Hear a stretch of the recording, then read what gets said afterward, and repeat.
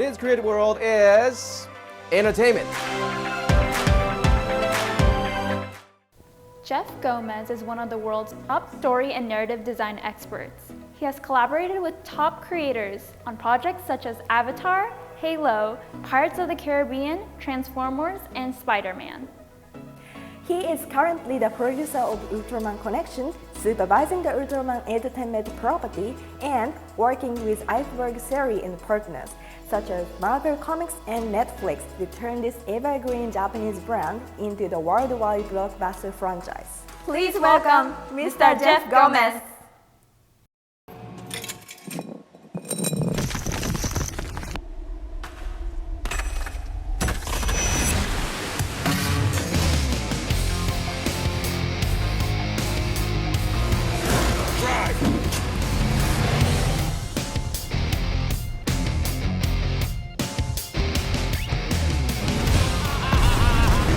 Best chance for survival.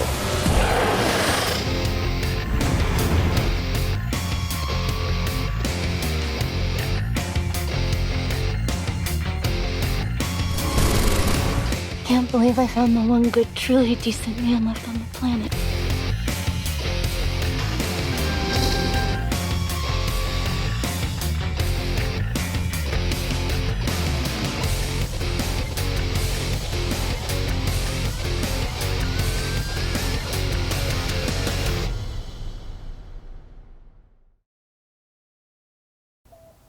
Thank you so much for joining us, Jeff, today. Thank you so much. So cool. Good to see you. So you are the first transmedia producer that we welcomed on our show so far. Could you briefly explain to us what exactly transmedia is and what it is transmedia producers do? Transmedia is a kind of communication that takes place across different media platforms. So the notion of transmedia is as if you're telling a story that exists, a TV show maybe, a comic book, a video game, a feature film, but they're all tied together in a certain way. So a transmedia producer is someone who imagines a very large, epic story which can take place across these different media platforms. The great transmedia entertainment franchises include things like the Marvel Cinematic Universe, right? You could have shows on Disney Plus, the feature films in movie theaters, there are comics, there are all kinds of elements that tie together. Same with something like Star Wars. So as a transmedia producer, my job is to imagine how those stories can work across these different media and help to develop them with the various parties who are responsible for creating this content. So you combine some like TV shows, anime, and voiceovers together, like all together? Yes, but each piece can be enjoyed by itself. So you can go and watch the movie and enjoy the new Spider-Man movie without having to watch every single other Marvel movie.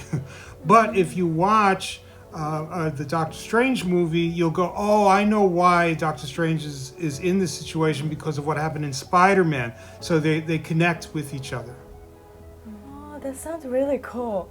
So I'd like to ask, how is the transmedia production process like? The process is really, to me, so much fun, almost magical. The process starts with understanding the story and the intention of the storyteller. When Starlight Runner is assigned a transmedia production project, the first thing we do is study anything that they have already that exists for the property. Sometimes that's a script. Sometimes that's, we have all of this old content, all these old Transformers cartoons, or, the original Men in Black film, but now we're making new Men in Black films and so forth. So we study all of that, and we tell them what we think the meaning of the story is. So we assess the story, and then we tell them what the meaning of the story is so that they are convinced that we understand the deeper messages in the story. And when that happens, we then can create a book, an intellectual property Bible. This is a book that is a key to the universe of the story world. Every character, every location, every object, a magical item, a ray gun, a supercar, anything that's in the storyline is listed in this book. But also what the messages and meanings of the story are, that's in the book too. And a chronology of everything that ever happened in the story world is listed in this book. We call these books mythologies. Mythologies, yes, because it's everything to do with this story world, right? And then now that we have a kind of guidebook to the entire universe, we can help our client to determine what will make the best video game story, what will make the best marketing campaign story, what will make the best prequel or sequel story, and what are good novels that can come out of this story world. And because we have an understanding for how the production process works for each of these different media, we can help them to produce this content. And so as transmedia producers, we make sure that all of the content is true and faithful, canonical to the story world. And that's the transmedia storytelling process. How did you become a transmedia producer, and was that what you wanted to become when you were a child? It's funny because I first started dreaming of this kind of job when I was very young. When I was 12 years old, I lived in Hawaii, which had a lot of Japanese popular culture. In Japan, in the 1960s and 1970s, there was an explosion of wonderful creative content where there could be a TV series and maybe an anime and maybe some music, some toys, and they all take place in the same universe. So I loved Kamen Rider and Kikaider. These were amazing because you see them in the movies, you can see them on TV, and they all fit together.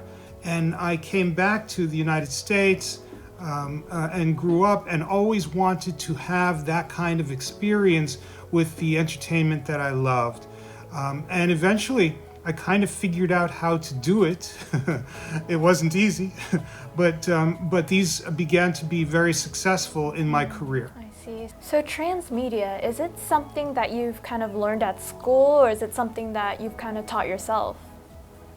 I taught myself. Remember, I was one of the first people to get out there and be a transmedia producer.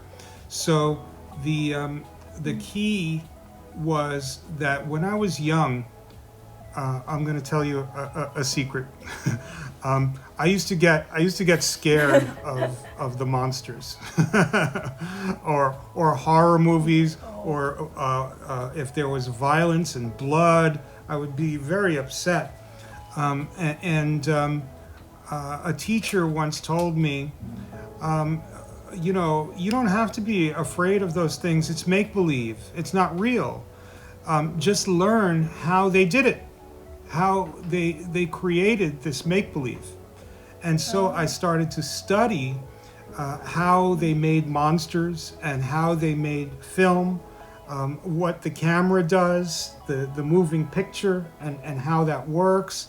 And I became very, very versed. I understood so well how different media started to work. So when video games started, I studied how video games worked. And so along the line, by the 1990s and the early 2000s, I understood how every single medium was produced, the production process, the technical aspect of making those things.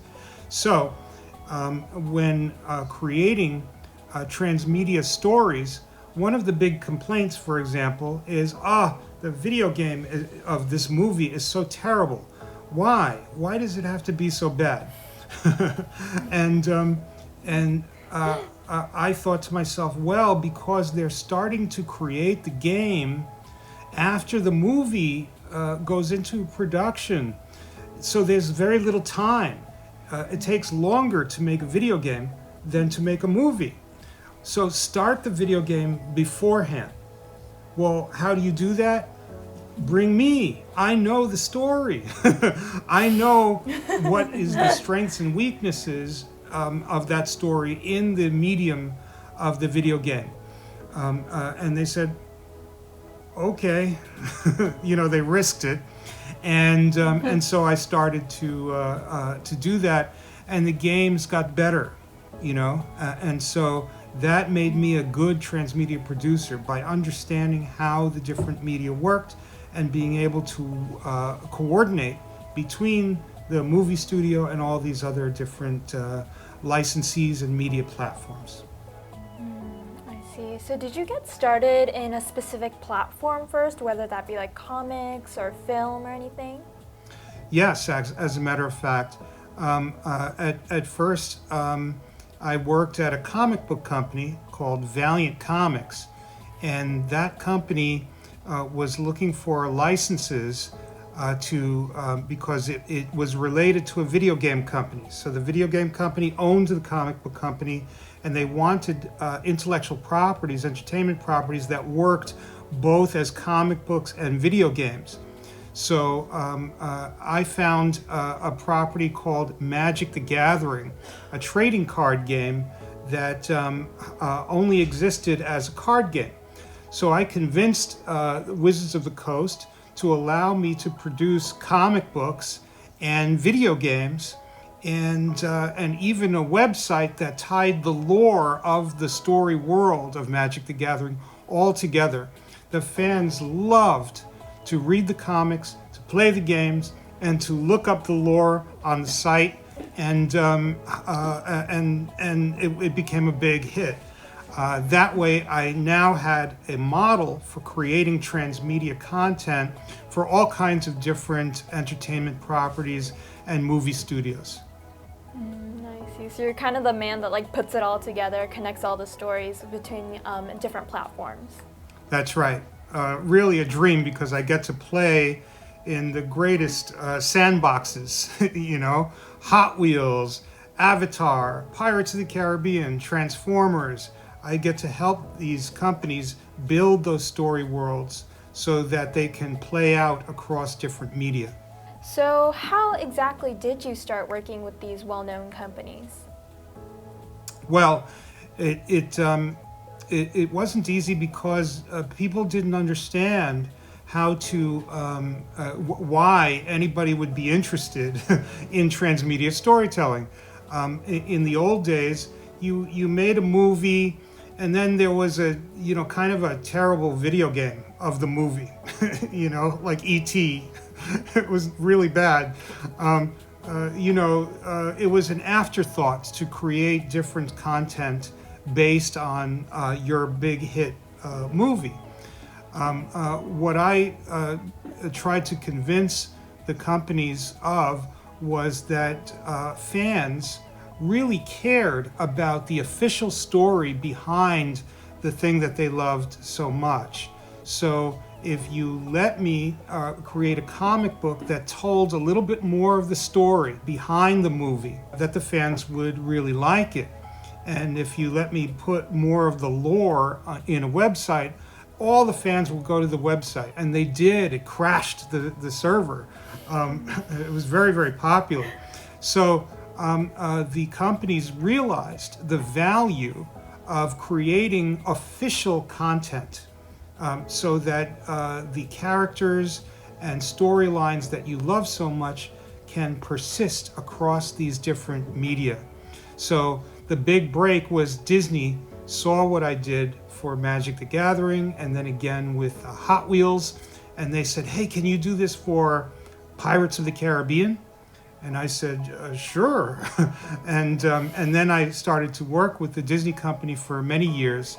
We did Fairies, we did Tron. It was a lot of fun. And then all the other movie studios came to me and said, hey, can you do this for Transformers? Can you do this for Spider-Man or Men in Black? And suddenly Starlight Runner Entertainment, my company, became very popular with transmedia production.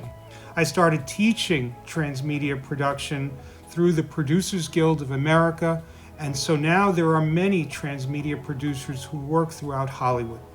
So could you talk us through some examples of transmedia in the works except for in movies? Absolutely. I'm really admiring how transmedia is, transmedia practice, transmedia production, transmedia storytelling is moving all over the world and being applied to so many different things. Right now, for example, Taylor Swift is creating an incredible transmedia story out of her career because she makes these beautiful records, but also she puts a little mysteries in the records that the fans are trying to figure out on social media. And then she responds to those social media elements with hints and clues. And of course, her music videos tell different parts of the transmedia story, and the fans are all clamoring to put them all together. In Korea, the K-pop industry is spectacular because you have the story world of individual K-pop groups that are, moving across different media and telling not just the story of each song, but the story of the individual personalities of the various members of the K-pop group. And that allows for fan engagement, okay? And that's so important. I call it the architecture for dialogue.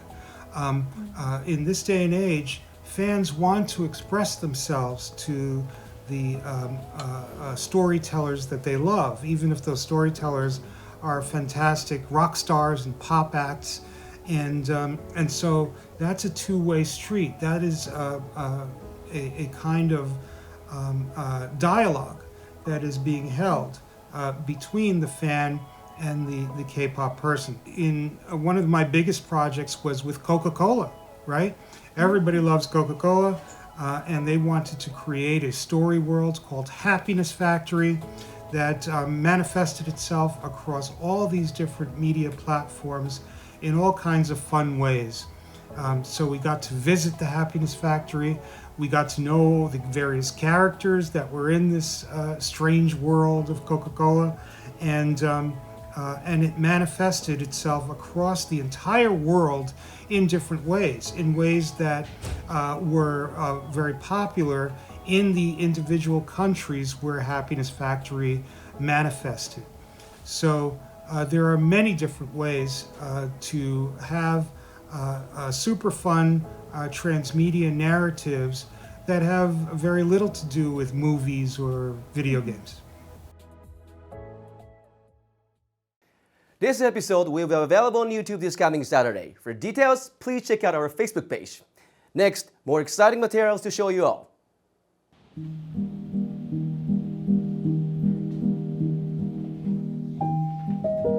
家にあって安心。すぐに食べれていつでもおいしい家族の味方。昔も今もこれからも食卓を支える安心の味であり続けたい。白菊のさぬきやうどん。Next, Let's jam with Yoyoka!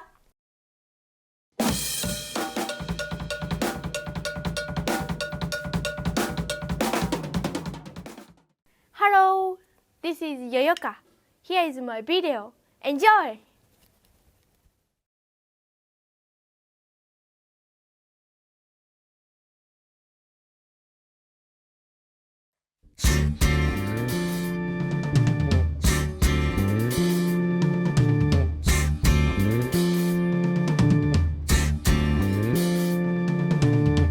Here come on, father, he come.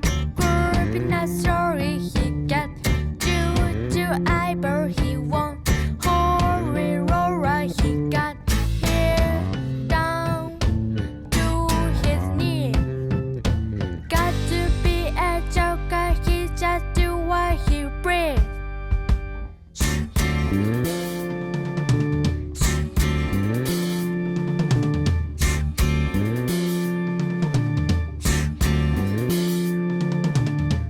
He went on Shusha, he got Toja Hoopo, he got Monkey Finger, he shoot Coca-Cola, he say, I know you, you know me. One thing I can tell you is you got to be free. Come together right now over me.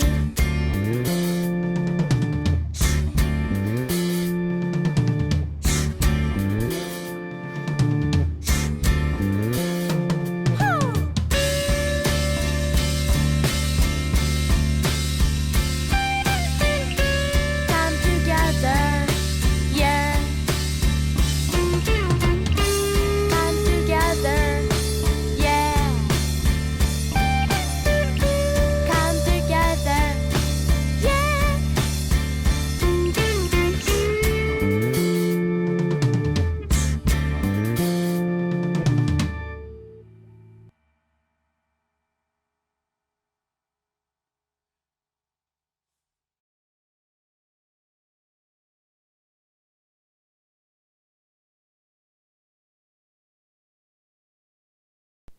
Thank you for watching. See you next time. Next, Godzilla alert!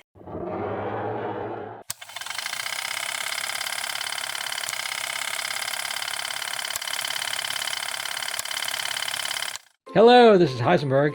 Hey there, this is G Forever, and we are Luminous News on YouTube. We are here to review Wave 2 of the Godzilla reaction toys by Super 7. Yes, first up is the reaction figure of the Marusan glow-in-the-dark J-Tail, which is based off of the vintage figure, except the vintage one did not glow in the dark. And let's check him out. Let's spin him around. I think he looks pretty neat. A really nice green glow right there. Yes. Yeah, a lot of fun. All right, next up is the reaction figure Godzilla 1984. And yeah, I think it's a pretty nice representation. Has a kind of like a cartoony feel. And next up is the half-transformed Mecha Godzilla. This is probably the most creative and original figure, as you can see. This is based off of the 1974 film when Mecha Godzilla is kind of in the being transforming to his robot form, and this is kind of like halfway. So it's really neat. I like, especially this one also has the MG logo, and the paint is a nice silver paint compared to the original one, which is kind of more of a throwback to the vintage colors. But I like the nice shiny paint to this one. Oh yeah. All right. Next up, we have the reaction figure Gigan 1972. And this is looking like a pretty cool Gigan. Nice bright gold and some green. And the yeah, red it looks very eyes. bright. Yeah, a great way to celebrate the 50th anniversary for Gigan. Oh, very cool. And then we got King Ghidorah. Yay, very big. Yes. This is Heisenberg's favorite kaiju, the 1964 version of King Ghidorah. It's very gold. I do like gold. I kind of wish there was a little more to it, but for this kind of stylized, I think it works. What I don't like about it is belly's a little big and the wings are a little small. I kind of wish they kind of changed it, make the wings bigger and the belly a little smaller. He looks a little flat, but the cool thing is the wings do flat forward and back, and here's the two little tails. And here, let's match him up with Godzilla 1962 from the reaction line. And yeah, you can see the back fins. It's a new sculpt, so it's not reused from the previous versions. Next up, the 1971 Hedorah reaction figure. And this is like a very cartoony version of Hedorah, and we can see there's no paint under the arms, but he does have that kind of like yellow and greenish yellow and red pattern around him, and also on the back, so that's neat. And the eyes, especially Hedorah's eyes, those are nice bright red as well. Here they are all together. Very cool. Yeah, very colorful, and a great way to add to your collection. This is Heisenberg. And G Forever, hope you enjoy the Super 7 Godzilla reaction figures. We hope you enjoy the show. We will continue to introduce successful people from various fields, as well as supporting young up-and-coming talents who are passionate and dedicated to advancing their careers in their industries. Don't forget to tune in. Until then, you have a wonderful week. See you next time. Let's see who our guest is on the next episode. Hi, I'm Joseph from Libera. Thank you for tuning in to Creative World. Bye! See you next week. Bye! Please subscribe to our YouTube channel. Also, please check out our social media sites at CWTV Hollywood.